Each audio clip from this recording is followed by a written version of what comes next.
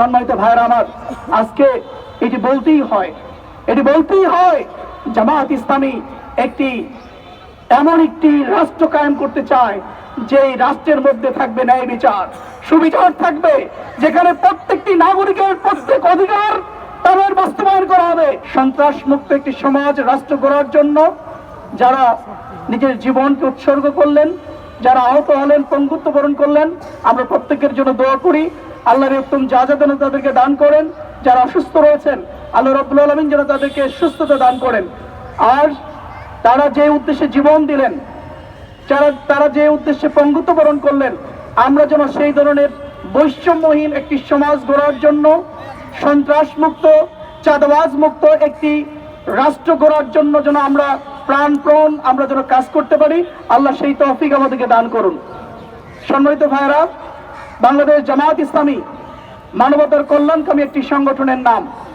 আমাদের খুব কষ্ট লাগে, আমরা যে উদ্দেশ্যে আমরা একটি আন্দোলন করলাম, রাজপথে আমাদের ছাত্র ভাইরা এদেশের জনতা জীবন দিল, আমরা বলতে চাই আসুন, এই জন্য তো আমাদের ছাত্র জনতা জীবন দেয় নাই, এই জন্য তো আমাদের ভাই এবং বোনেরা আহত হয় নাই, এই জন্য তো সেই জুলাই থেকে 5 আগস্ট পর্যন্ত এদেশের ছাত্র সমাজ রাজপথে গুলির সামনে লড়াই করে নাই।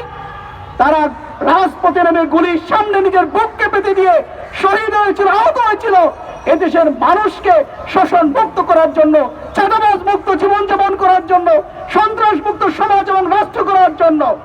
কিন্তু দুঃখজনক হলো সত্য, এখনো সেটা নির্মল হয়ে যায়নি।